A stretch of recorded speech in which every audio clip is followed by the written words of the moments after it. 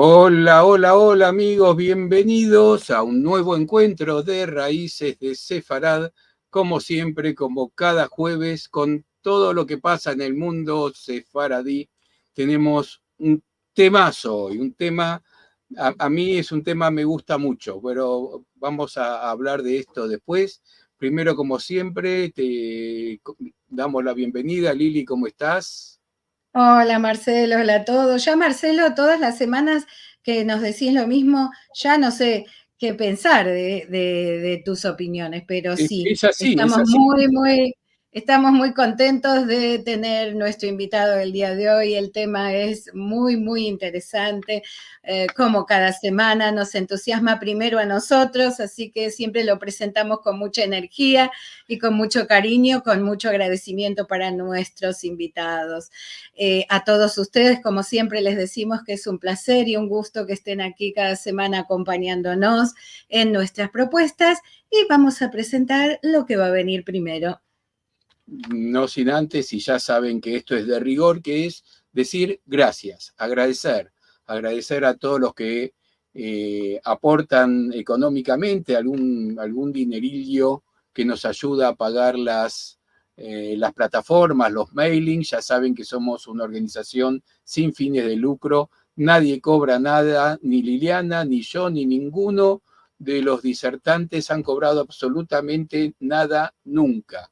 Todo lo que ingresa va para gastos de plataformas, el mailing que es carísimo, el hosting para el sitio de internet, etcétera, etcétera. Así que a todos muchas gracias, pero decirle que no todo es plata, también nos hacen un favor y hacen un favor a la cultura sefaradí en realidad, si comparten los videos en Facebook, en YouTube, ponen me gusta, de todas las formas que tengan, comentando también es otra forma de ayudar. Ustedes saben que los algoritmos de YouTube y todo esto, cuanto más movimiento tienen, más lo replican y a más gente llegamos. Así que a todos, muchísimas gracias, gracias por estar ahí. Muchos de ustedes cada jueves. He visto entre los primeros comentarios que hay gente nueva, así que los invitamos cada jueves, estamos aquí a esta hora. Y para la semana que viene, este domingo en realidad, ya tenemos otra de las actividades. Sí, claro, nuestros domingos de encuentros de Al-Had a la 1 del mediodía, horario de Argentina, pero en el anuncio aparecen horarios de referencia para otros países y ciudades. Esta es nuestra actividad en ladino, como decía, y vamos a hablar de atletas judíos en la historia esportiva de Turquía. Esto será por la parte de la Federación Sefaradí de Palm Beach y su representante, su anfitrión, va a ser Jay Kohenak, y el invitado Metin de Levi, que tiene un libro escrito sobre este mismo tema. Así que los invitamos a todos a conocer estas historias de los atletas en ladino, en judeo español. O sea que para nosotros las Olimpiadas no terminaron. Todavía No. seguimos con los atletas hasta este próximo domingo. ¿Y el jueves? Y el próximo jueves seguimos un poquito con este tema, porque vamos a tener como invitado a Marciano Martín Manuel. Él nos va a hablar sobre sefardíes en busca de sus raíces judías en España y Portugal, pero esta vez de los siglos XIV a XVII. Bueno, un tema también muy apasionante y también muy interesante para aquellos que continúan buscando sus raíces judías en la península ibérica. Y tal como anticipamos la semana pasada, en septiembre ustedes saben que hacemos cursos en módulos de un mes o de 2 meses. En este caso tenemos uno espectacular para septiembre. Sí, que van a ser 4 encuentros en nuestro horario tradicional de los cursos, los martes a las 15 horas de Argentina. Como ven aquí en el anuncio, tenemos horarios de referencia para otros países y ciudades. Es un curso muy interesante. Tuvimos la semana pasada un pequeño anticipo con el licenciado Fernando Mancebo y esperamos que va a ser de su gusto participar de este curso. Esta sí es una de las únicas actividades aranceladas que tenemos. Así que los invitamos a entrar en sefarad.com, buscar el anuncio y averiguar un poco más sobre el curso para poder participar. Quiero decirles que la semana pasada de la charla de Fernando sobre Spinoza hemos recibido muchas felicitaciones de gente muy importante en el tema Spinoza. Realmente vale la pena. Así que los invitamos. Todas las actividades que estamos hablando son todas en vivo. Y para hoy. Y hoy tenemos como invitado a David Rosenthal para hablarnos sobre los portugueses sefaradíes en Brasil y Surinam. David es politólogo, analista internacional, investigador, periodista y columnista en diversos medios de comunicación de América Latina, España e Israel. Es investigador histórico y presentador de Los Pasos de Sefarad en el Nuevo Mundo, un programa radiofónico de Radio Sefarad sobre la herencia sefaradí en América. También es conferenciante sobre numerosos temas como historia, literatura, judaísmo, personajes históricos, mujeres importantes en la historia y misticismo. Le vamos a dar la bienvenida, David, qué alegres que estamos de que estás aquí para hablarnos sobre este tema. Bueno, muchas gracias Marcelo y Liliana por esta invitación y muy contento de estar acá acompañándoles desde Israel para hablar de semejante tema que es un poco desconocido para tantas gentes y bastante interesante y profundo históricamente. Sí, estamos muy contentos y muy honrados también. Sí, digamos a la gente que está en Israel, que ahora es la 1 de la mañana en Israel, ¿no? 1:10. 1:10 de la mañana. Y saludamos a otros que están en Israel. Estoy viendo en el chat que hay otras personas en Israel, así que hoy se van a acostar un poquito más tarde. David, te escuchamos con atención, te pongo tu presentación y te escuchamos. Perfecto. Bueno, pues este tema sobre los portugueses, que también se les conoció como los nuevos cristianos o nuevos cristãos en portugués, y que luego terminaron siendo los Bene Yanusim también, esos expulsados, etcétera. Es una historia fantástica y muy extensa. Así que bueno, este tema de hoy es en específico sobre el tema de Brasil y Surinam, porque los sefardíes tuvieron presencia en toda América y en todo el Caribe. Así que, pues bueno, ahora lo enmarcamos en Brasil y Portugal. Quisiera empezar con este mapa de lo que es Recife, un mapa, una cartografía de hace por lo menos 2 siglos, que representa a Pernambuco y a su capital Recife. Los sefardíes en el Brasil colonial holandés, porque hay que entender que es por medio de los holandeses que llegan portugueses, o sea, no es gracias a Portugal, sino gracias a Holanda, que los judíos que habían pasado de España a Portugal, más los que estaban en Portugal, o sea, toda la península ibérica, al ser expulsados de España en 1492 y luego en 1496, terminan yéndose una buena cantidad para Holanda. Y la fundación de la Compañía de las Indias Occidentales, que tiene lugar en 1621, no es más que uno de los tantos pasos que dio Holanda durante esa primera mitad del siglo XVII para consolidar el poderío económico. Pues indudablemente Holanda ya estaba destinado a transformarse en una de las primeras potencias comerciales del mundo, y es que en Holanda es donde surge prácticamente el capitalismo. La burguesía que se conoce a día de hoy nace en esa zona entre Holanda y Bélgica también, antes que en Inglaterra o en Francia o en Alemania.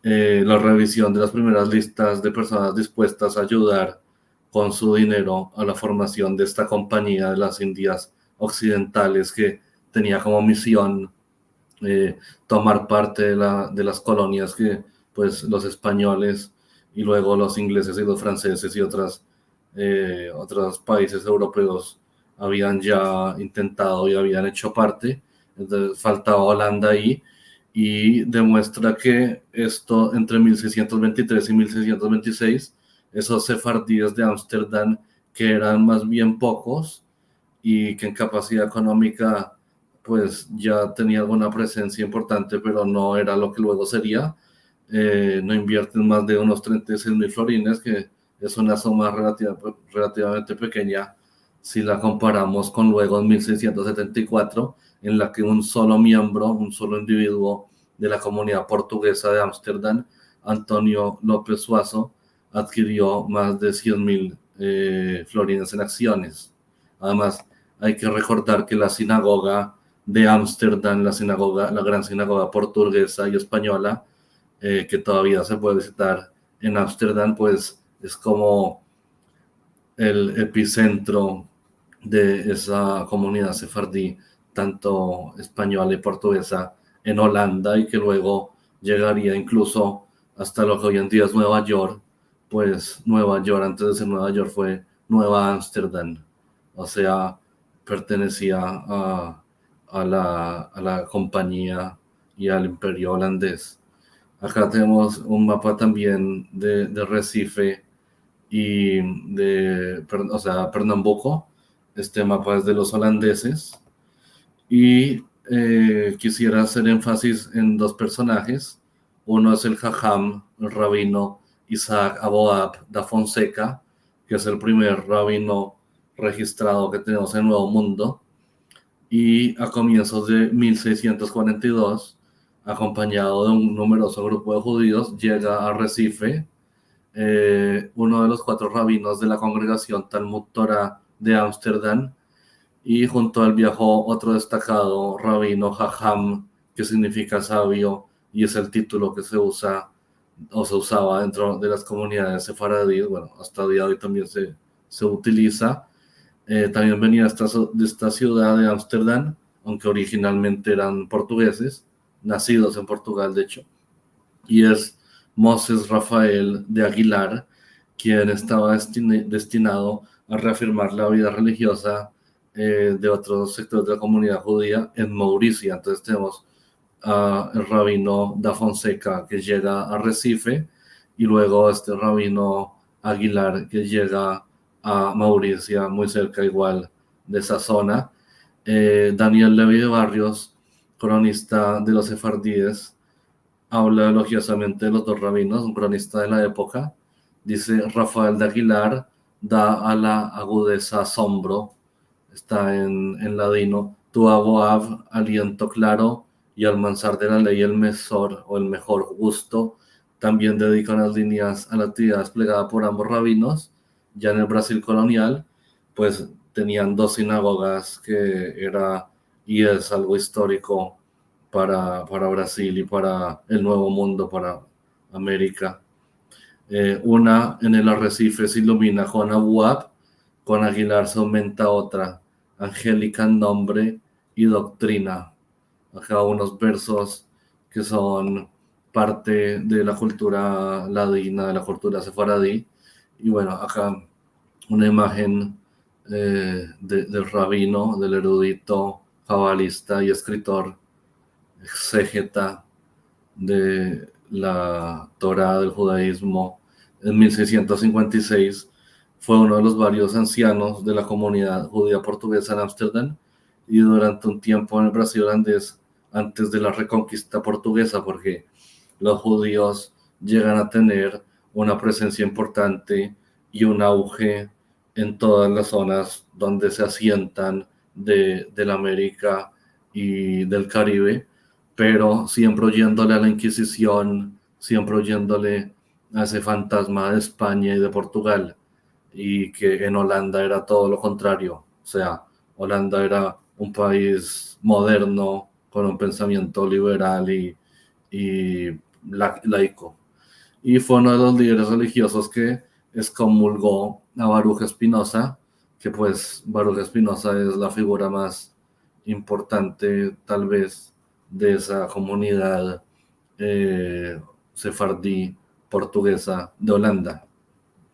Luego tengo esta imagen que es una fotografía de la sinagoga Sur Israel, pues moderna, pero la sinagoga Sur Israel que lideró el rabino da Fonseca es la primera sinagoga que tenemos en todo el continente. En 1630, Moses Cohen Enríquez lideró un contingente judío a Itamaracá, una isla frente a la costa de Brasil, y desde allí se establecieron en Recife. Luego de su retiro alrededor de 1636, de la actividad de corsario para los holandeses y tal vez de la piratería, porque también habían piratas judíos portugueses y españoles en el Caribe, que es un episodio muy interesante de esa misma historia de los sefaradíes en el Caribe.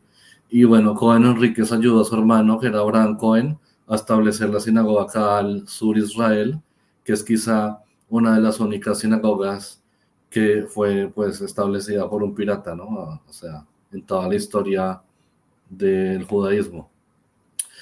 Luego, de 1636 a 1654, la sinagoga funcionó entre la casa 197 y 203 de la Rua du Bom Jesus, que antiguamente era la Rua dos Judeus, es decir, la calle de los judíos, que ahora se le conoce como la calle del Buen Jesús, y antiguamente se le llamó la calle de la Cruz.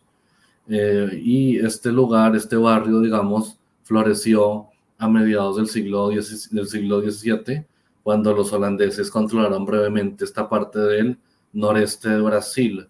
También nos lleva a entender que esa parte del noreste brasilero tiene unos rasgos históricos y que hasta el día de hoy se pueden relacionar con los sefardíes. Y la sinagoga que servía pues a la comunidad llegó a tener más de casi 1500 judíos, ¿no? Que es una cantidad importante tanto para la época como para la zona.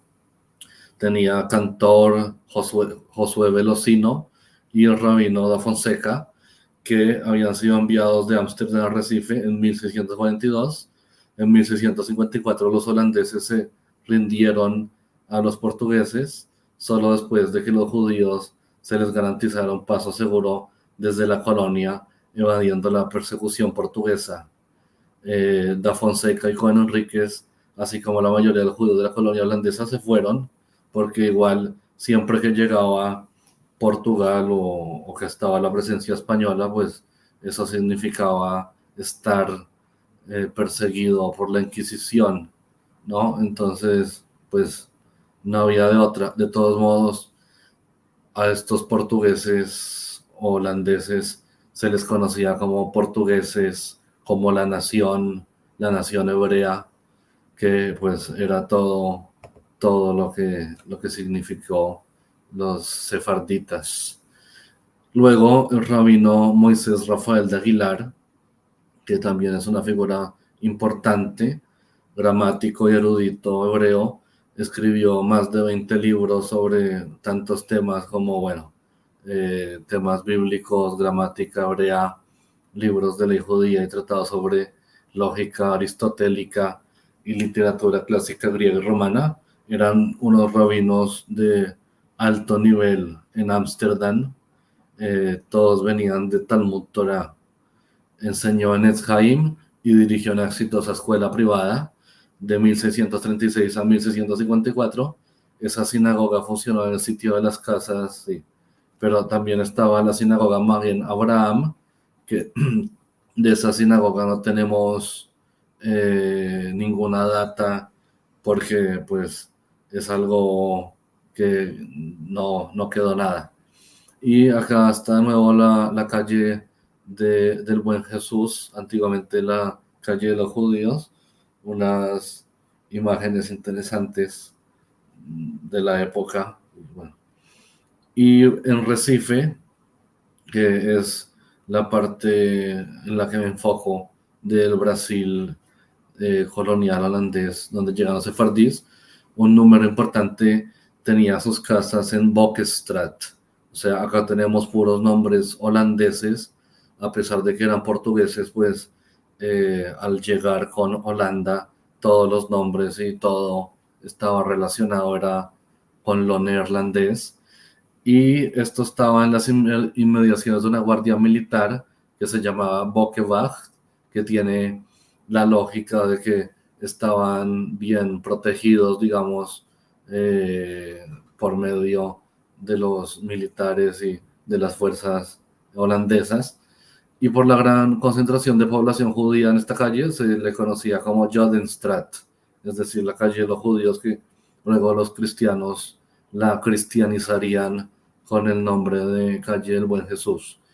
Y nombre con el que aparece en documentos portugueses luego de la recaptura de Recife, porque pues los portugueses vuelven a reconquistar esa zona. Allí funcionaba el mercado donde se realizaba, entre otras cosas, la venta de esclavos negros. Hay que entender que la economía de este entonces estaba basada en la esclavitud y también en la caña de azúcar, entre otras cosas. Tal como se comprueba una acuarela de Zacarías Wagener, de quien se sabe permaneció en el Brasil holandés entre 1634 y 1641. En esta calle vivía un grupo de los sefardíes más ricos y destacados, cuyos nombres se mencionan en el inventario de propiedades existentes en el lugar, que luego pues todos los portugueses tomarían y los cristianos desplazarían a los judíos. Luego, el único vestigio que se conserva de esta calle es una piedra de Jakov, porque en esa zona siempre hubo quien llegó primero, ¿no? Entonces, Jakov fue uno de esos que logró fortuna y de los primeros que había llegado, y que están en el Museo del Instituto Arqueológico de Recife, que perteneció a una fachada ya en la calle de los Judíos, y la piedra muestra la figura de un hombre con barba, vestido con una túnica, que sujeta un libro en su mano izquierda. O sea, era seguramente un erudito también en temas de Torah y Talmud, y un bastón en su derecha. Lleva una inscripción que dice Jacob ben ich genannt, Jacob es mi nombre. Curiosamente, la piedra Jacob se encontró instalada no en la casa de uno de los sefardíes, sino en la de un holandés cristiano que también se llamaba Jacob Beer, como se desprende del juicio por derechos de sucesión posterior a la salida de los holandeses. Y bueno, luego esta recapitulación sobre el Brasil colonial holandés, que también tiene una relación con Curazao, por ejemplo, con todas las Antillas en el Caribe y las islas, donde hubo esa presencia sefardí y que siempre tuvo un auge y luego una caída, también por las mismas riñas con los cristianos que estaban en la zona o con los mismos esclavos. Ahora, Suriname es un caso muy interesante porque hablamos de un lugar bastante pequeño y en medio de una espesa jungla, pero una jungla caribeña.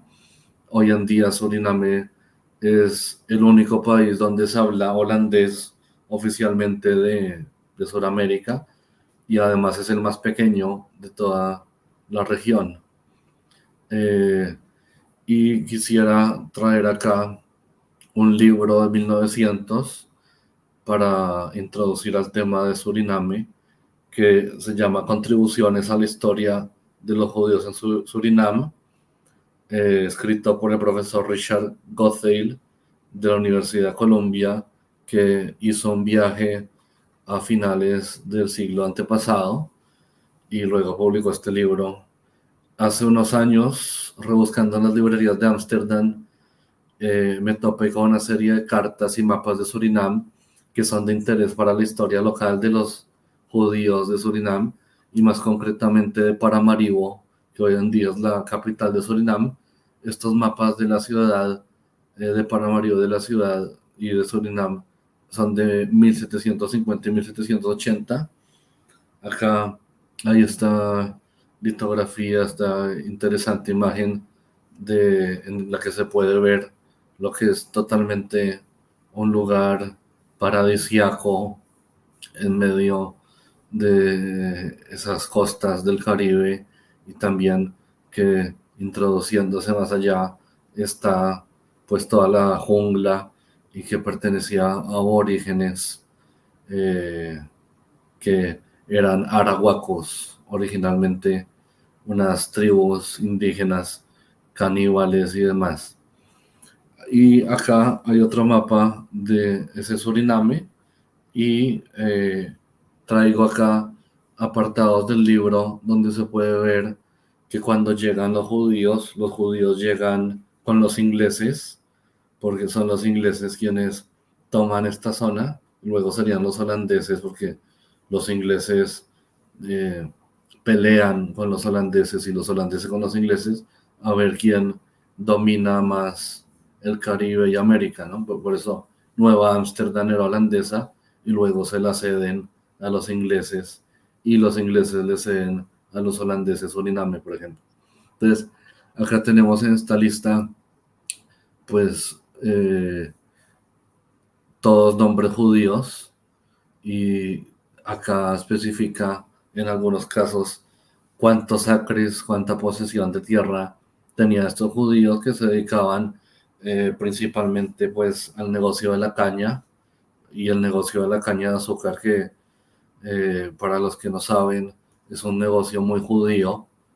También el negocio de la esclavitud está relacionado pues en específico con los sefardíes, porque acá no había ninguna presencia ashkenazí, si la había era muy pequeña, o incluso llegaron de Francia y de Hamburgo en Alemania, pero eran también sefardíes.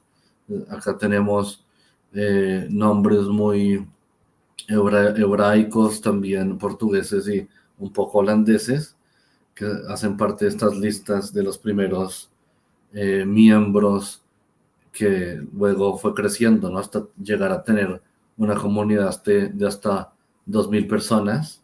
Acá sigue la lista de los territorios, de las plantaciones de caña, sobre todo. Un apellido importante es Nací, pero también Mesa, en fin.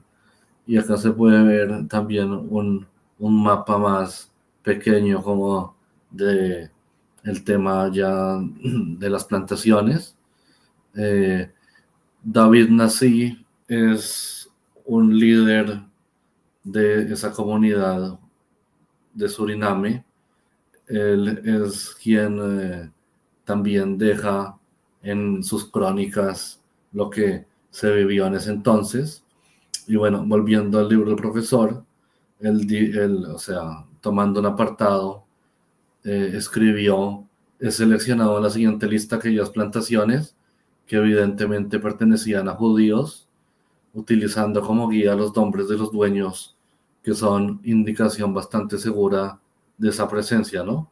Y también el nombre no solo de las personas, sino de los lugares, de las haciendas, de las plantaciones, ¿no?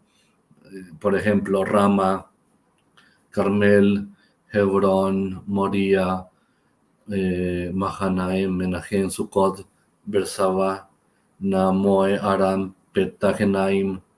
Aparecen otros también en nombre nativo y holandés, pero, o sea, los nombres relacionados con los judíos y con Israel pareciera que se llevaban los otros. Y dentro de ese Suriname hay una comunidad muy interesante, que es la sabana de los judíos, en holandés la Jodensavan, que es un asentamiento que llega a tener una gran importancia dentro de ese lugar que conforma hoy Surinam. La primera mención de los colonos judíos que llegaron a Surinam se remonta a principios del siglo XVII, en la década de 1630, La llegada de un segundo grupo de colonos judíos se confirma en 1650 luego, por parte del inglés Lord Francis Willoughby de Parham, que era entonces el gobernador general de las Indias Occidentales, y él trae consigo a esos judíos que venían siempre, pues, no tanto escapando, sino también buscando fortuna, ¿no? Algunas fuentes cuentan que Willoughby los invitó a radicarse para fortalecer la economía de las plantaciones de caña de azúcar. Un tercer grupo de 200 judíos llegaron en 1664, después de la expulsión de Brasil y la Guyana francesa, en este caso liderados por David Cohen Nassy. Expulsión de la Guyana francesa, que era Cayenne, y pues la expulsión de Brasil de Recife y de Pernambuco especialmente, como ya lo vimos antes. Entonces están totalmente relacionados porque son las mismas comunidades, ¿no? Son todos los mismos sefarditas que pasaron de Portugal hacia Holanda. Y la comunidad judía adquirió una gran autonomía interna, pues que también dio ese auge de la economía gracias al tema de la caña de azúcar. En 1665 los judíos obtienen importantes privilegios por parte del gobierno colonial inglés. Se les otorga la libertad de practicar su religión y el permiso para construir una sinagoga, la libertad de la propiedad, el derecho a tener su propia corte judicial, o sea, un Beit Din, un sistema educativo, y el derecho a tener una milicia propia, que estos son derechos que era imposible pensar donde había presencia española y portuguesa, y bueno, también presencia de otras autoridades. Así que Holanda veía con muy buenos ojos la presencia judía, aunque los ingleses, digamos que también. Y aquí en Surinam se funda la congregación Berajá de Shalom, que significa bendiciones y paz, y la primera sinagoga de madera que se construye en la comunidad, que es la tercera de América del Sur, o sea, luego de las sinagogas de Sur Israel y de Magen Abraham de Brasil que vimos, que se construye entre 1665 y 1671, y luego ya una más moderna de ladrillo italiano, que es construida en 1685, pero de lo cual no queda a día de hoy nada luego de que la comunidad, digamos, acabara. La población de la sabana judía, Jordan Savan, disminuyó drásticamente en la segunda mitad del siglo XVIII. La mayoría se trasladó a Paramaribo, y la colonia, que se esforzó por sobrevivir hasta que fue finalmente destruida del todo en 1832 por una revuelta de esclavos y del fuego resultante, porque el auge había sido en parte gracias a los esclavos africanos, y ya luego, cuando los esclavos empiezan a, a revolucionar, y además luego que ya no existirá luego la esclavitud, se abole la esclavitud. Entonces eso hace que ya no sea viable el negocio, ya no sea tan viable el negocio de la caña, por lo menos para ellos. Y luego este lugar de Surinam, de la Jordan Savan, serviría después, por ejemplo, para prisioneros políticos en la Segunda Guerra Mundial. Acá tenemos acá está la foto de la sinagoga que queda para Paramaribo. Es una sinagoga que habían comprado los sefardíes, pero que luego, con la llegada de Ashkenazim posteriormente, de judíos que venían pues de la Europa occidental en especial, y de Rusia, se juntan con los sefaradíes y construyen esta nueva sinagoga que se puede visitar, ¿no?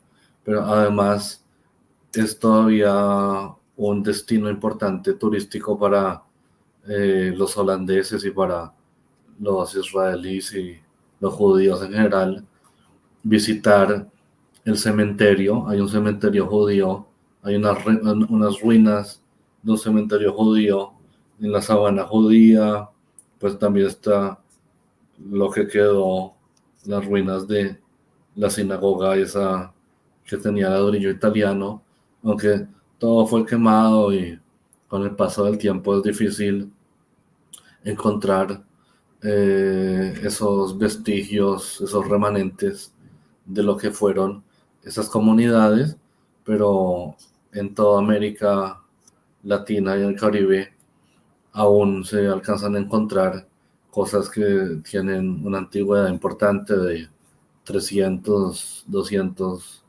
y hasta un poco más.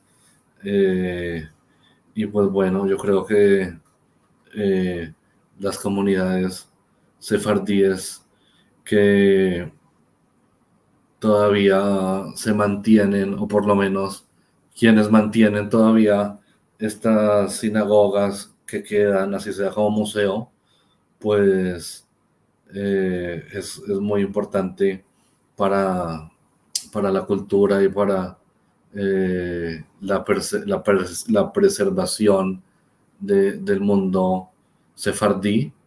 Además que incluso esta sinagoga, la sinagoga antigua de Surinam, le donó un Sefer Torah o algo importante a la sinagoga de Hamburgo. Y además todas las sinagogas estaban conectadas con la gran sinagoga hispano-portuguesa de Ámsterdam, que es como el, el eje fundamental, pues, de donde venían los rabinos, de donde se construyó la cultura ladina portuguesa. Y bueno, pues creo que esto resumiéndolo es todo. Sí. ¿Queda algo de comunidad ahora? No, ¿no? Digamos, Sí, sí, sí. así. Pasaron cosas allí, ¿no? Hay mezclas de esos sefardíes con locales, entonces quedó algo.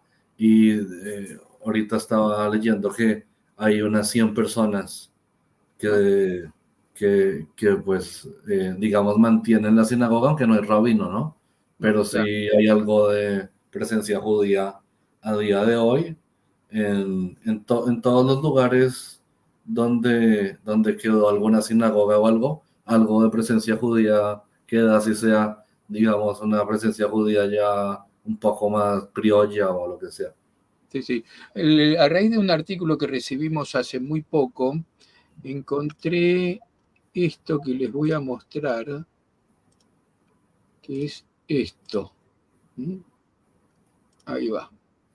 Esta es la página de la Fundación de la Sábana Judía, que está protegida por la UNESCO. Ahí inclusive estas imágenes. Esto es una página, tienen también un canal de YouTube y un grupo en Facebook, sí. Obviamente está escrito en holandés, no se entiende nada, hay que poner el traductor automático. La dirección de esto está precisamente en el artículo que está publicado en nuestro sitio, un poquito más grande, ahí está, que aquí al pie, bueno, el artículo está más que interesante también, y al pie están los enlaces para acceder a estos sitios, porque efectivamente, evidentemente lo han declarado para cuidado como parte del legado que cuida la UNESCO, ¿no? Esperemos que así sea. Así que quien quiera acceder, está este artículo en nuestro portal. Bien, cada vez que yo escucho de este tema, me dan ganas de subirme el avión e irme para Surinam. Sí. Aquí se ha hecho una película que un poquito muestra esto también, pero bueno, estamos muy tentados de ir por ahí. En realidad estamos más cerca de ir a Curazao y a Recife, primero, porque Surinam va medio como a trasmano, pero ya lo vamos a hacer.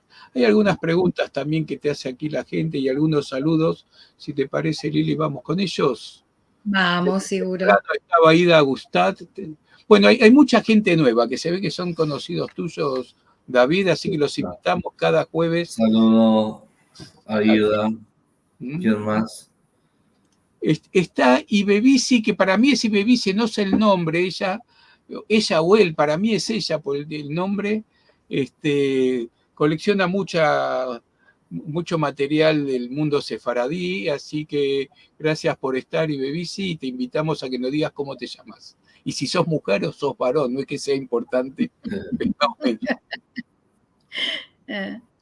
Sara Ángel, que dice hola David. Hola, hola. Alan Carciente, buenas tardes desde Caracas. Patricia Núñez, shalom desde Argentina. Adrián Toro Quintero, shalom para todas vuestras mercedes, saludos cordiales y fraternales, él está en Colombia. Muy grato estar aquí compartiendo con vosotros. Bernard Miles, saludos a todos, a todas y todos desde Londres. Oh. Salteo un diálogo que hay entre Arián y Bebisi. Diana Hoffun, Diana dice shalom y buenos deseos desde Israel. Seguro que sí. Yvonne Stern, saludos desde Río de Janeiro, Brasil. Rui Manuel Ángelo, shalom Javerín, tierras de Sefarad. Bueno, nos dice Ibebisi que no sabemos cuál es el nombre, que conoce la ciudad de Curazao. Acá hacía referencia a Mónica Ferreira cuando hablabas de Tzur Israel, que el apellido era Saraiva, que era el dueño de la casa Tzur Israel. Okay. No sé si estás al tanto de eso, porque dice que le gustaría que hables al respecto, pero no sé si estás al tanto de ese tema. No, bueno, ahí lo que dije, ¿no? Que eran dos casas que unieron y eran la comunidad Sur Israel, pero no sabía de este señor Saraiva. Siempre se abren puntas sí, de ovillos. Pero vale la pena ir más a fondo con eso. Seguro. Bueno, nos dice Bebisi, tal vez sea una pregunta tonta, pero ¿qué idioma hablaban? Se ha mantenido el judeo-español ladino, pero no conozco judeo-portugués. ¿Hablaban holandés? Hablaban holandés, hablaban portugués y hablaban español. Y eso hacía que fueran muy, muy útiles para los holandeses porque podían comunicarse con los locales, ¿no? Bueno, con los que hablaban español o portugués, ¿no? Claro. María del Pilar Villamizar Peñaranda dice, los estamos viendo desde Bogotá. Bueno, saludos a los amigos de Bogotá. Son tus pagos, ¿no es cierto, David? Tú eres pagos? ¿Pagos? De los pagos me refiero a tu lugar de nacimiento. Es tu tierra de nacimiento, eso quiere decir. Bogotá. Tu pago sí es muy de argentino, es decir, tus pagos es tu lugar de tu tierra. Tu tierra de nacimiento, se dice mucho aquí en Argentina. Okay. Mónica Ferreira, que está en Brasilia, Brasil. Alan Carciente dice que en Curazao, Aruba y Bonaire se hablaba holandés, aparte de inglés, español y papiamento. Sí, claro, que es una mezcla de idiomas, sí, el papiamento. Sí. Bueno, nos dice que chévere, y Bebisi, pero no sabemos a qué, todo está chévere aquí. Pablo Frenkel, desde Bahía Blanca, aquí en Argentina, muchos judíos que salieron de Recife cuando fue recuperada por los españoles, llegaron a Buenos Aires porque no había Inquisición. Allí destacaron en el comercio y en especial en el contrabando, perjudicando a los españoles. Claro. Por el Río de la Plata, ¿no? Uruguay, bueno, lo que hoy día es Uruguay también. Argentina. Sí, prácticamente no ha quedado huella, por ahí algo en Uruguay, en especial en la ciudad de Colonia, frente a las costas de Buenos Aires, hay alguna huella bueno, más que una huella, de la presencia portuguesa y seguramente de algunos judíos que fueron a parar por ahí. María del Pilar, que nos dice, muy interesante historia y conocerla de una manera muy clara y bien explicada. Nelis Fusco Zambetogliris, la sinagoga Kal Sur Israel fue puesta al descubierto por el arqueólogo Marcos Albuquerque en Recife. Seguimos juntando datos nuevos, ¿no? Y Alan Carciente, que hace referencia a la sinagoga de Curazao, que Muy importante. seguramente tenía que ver... Esa sinagoga tiene piso de arena. De arena. Tiene piso de arena, sí. Sí. Y fue muy importante para toda la zona. Muy, muy emparentada con la gran sinagoga de Ámsterdam. Claro. Incluso en Y de Cartagena, en Colombia, también hubo presencia de portugueses. Claro.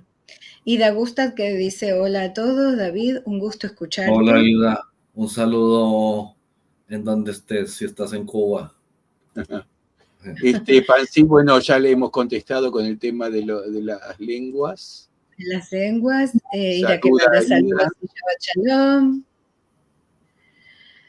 Adrián, que dice: impecable exposición, muchas gracias para todos y todas. Don David, ¿tiene algún libro de su autoría? ¿Qué artículos recomendaría para profundizar en este gran tema? Shabbat Shalom. Bueno, dos libros, un libro muy importante, muy académico y muy bien fundamentados, del profesor chileno-alemán Günter Bohm, que se puede encontrar. Y también el libro que mencioné acá del profesor de la Universidad de Columbia, que es más como un diario de viajes, vale la pena para entender un poco lo que era esa comunidad Suriname. Y sobre artículos o libros que yo haya escrito, pues algunos artículos están de hecho acá en Sefarad, y bueno, en el programa de Radio Sefarad hay unos 50 podcasts dedicados a todo el tema de América y el Caribe sefardí. Sí, recomendamos mucho en formato de podcast en Radio Sefarad, creo que es radiosefarad.com, así que ahí van a escucharlo también a David, tiene preciosos relatos. Gracias. Alicia Bueno López, saludos desde Sefarad, también desvelada. Mónica Ferreira, gracias. Jorge Alberto Marcipal, saludos desde Rosario, esto es en Argentina. Gracias por esta actividad. Y bueno, hay agradecimientos. No nos dijo el nombre, pero sí nos dijo gracias. Ida Rachel, saludos a todos y Shabbat Shalom. Y Sara Wanger, muchas gracias. Guillermo Blugenman, muy buena presentación. Creo que Bueno, Guillermo también acaba de conoce. llegar de por ahí, Guillermo, así que también te queremos escuchar porque, como te decimos, es un tema que nos apasiona esta parte de la presencia judía en América. Y si él dice que es muy buena presentación es porque lo es, no es de regalar elogios. Alan Carcientes dice: en Caracas se publicó un libro sobre las sinagogas del Caribe. Y Dagusta, estoy en Gainesville, en Florida. Bueno, muy bien, aunque en Cuba se respira más la herencia sefardí. Claro que sí. En Cuba no se puede rastrear mucho, ¿no? Ida es experta en eso, pero me parece que en Cuba todo eso es difícil de rastrear. Pero Sí, tuvo que haber... hay algunos exiliados, digamos, que se fueron de Cuba, que han generado investigaciones como Ruth Beard, Jenny Milgrom. Hay algunas conferencias en el canal nuestro que hablan de la presencia sefaradí en Cuba. Bueno, y está la preciosa película Adiós querida de Ruth Beard. También tenemos presentación de Jesús Jambrina sobre el tema de Cuba. Claro que sí. Sí. Están sus libros también. Tenemos que dar gracias a todos los que investigan y los que nos dan a conocer, porque es parte de la historia de todos nosotros, así que a todos le damos las gracias. Guillermo, que dice: estuve en Surinam en febrero de este año. Qué cerquita, bien. Sí, él estuvo hace poco. Bueno, ahora nos falta a nosotros. Ahora nos falta, vamos todos nosotros. Hoy Beto Matarazo, saludos desde México. Me gustaría preguntar sobre los piratas judíos portugueses. La escritora mexicana Angelina Muñiz publicó un libro sobre este tema. Sí, ese tema es muy interesante, ¿no? Porque además es un tema como novelesco, ¿no? Porque, o sea, piratas judíos del Caribe y además que luchaban por una causa, luchaban en contra de esa España y de paso de Portugal que los había expulsado y bueno, o sea, ayudados por los ingleses y los holandeses y demás, les hacían frente a los corsarios españoles. Es interesante ese tema, ¿no?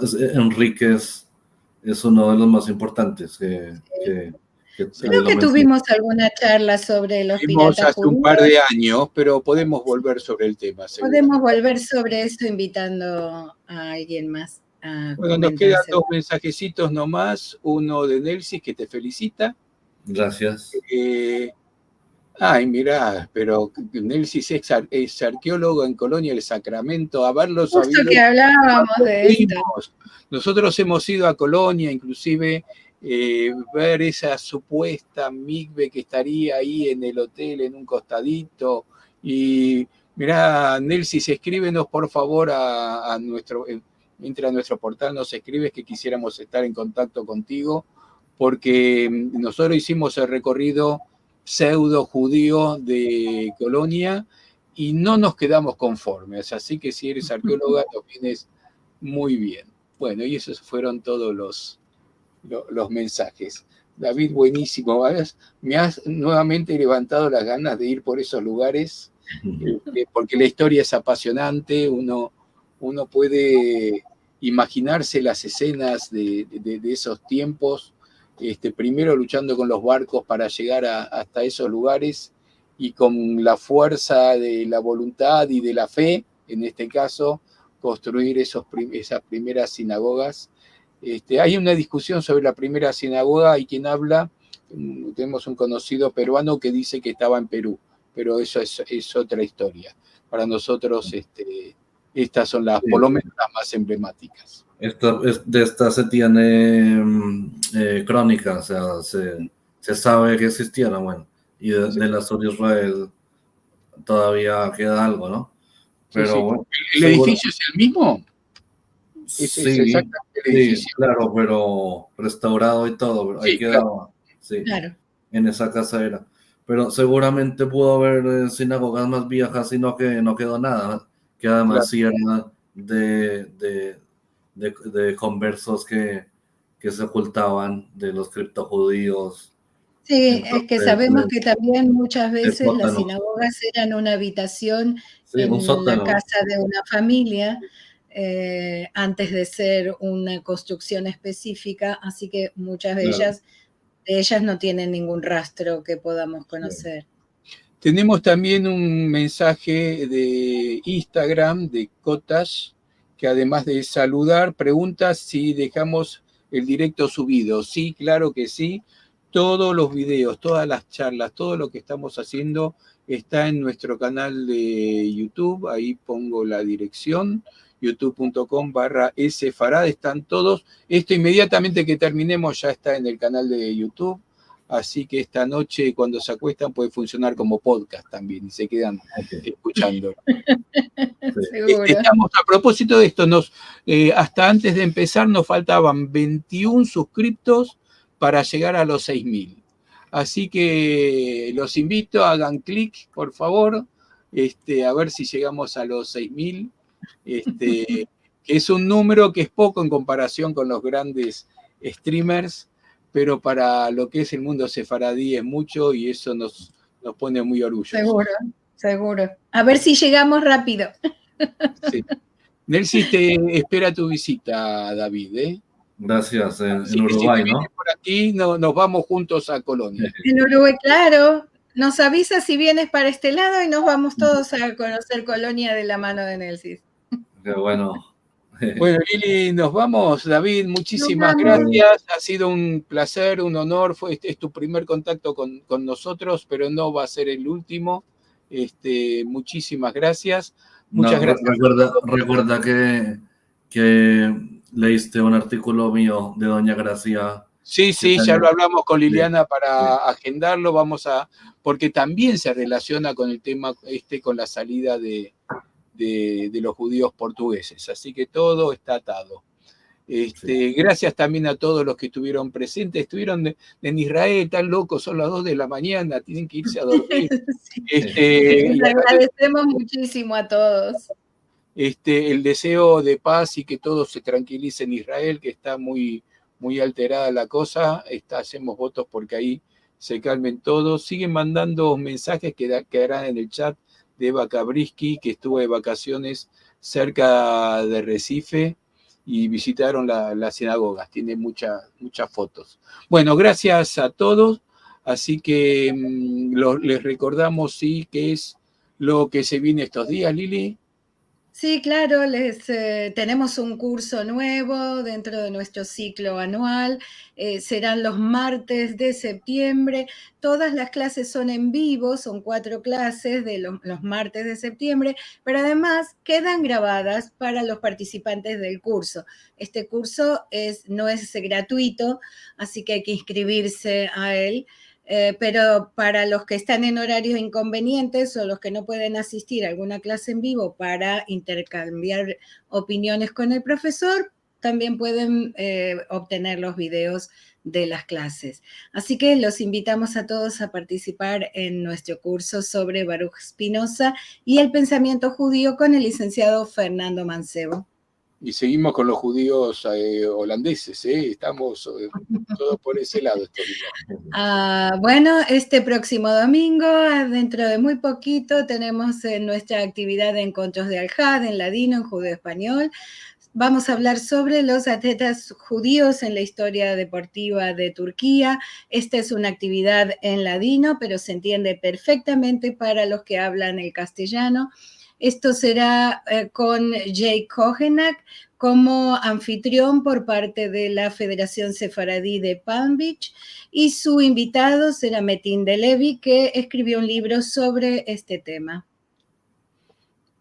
El próximo jueves, en este mismo horario, vamos a tener a Marciano Martín Manuel de Hervás, con el tema Sefardíes en busca de sus raíces judías en España y Portugal, siglos XIV a XVII. Muy útil para los que siguen queriendo rastrear sus raíces judías en la península ibérica. Y nos vamos, siguen llegando felicitaciones, David, y agradecimientos, los vas a ver en el chat a todos. Bueno, muchas gracias, nos vemos en nuestro próximo encuentro. Chao. Chao. Adiós.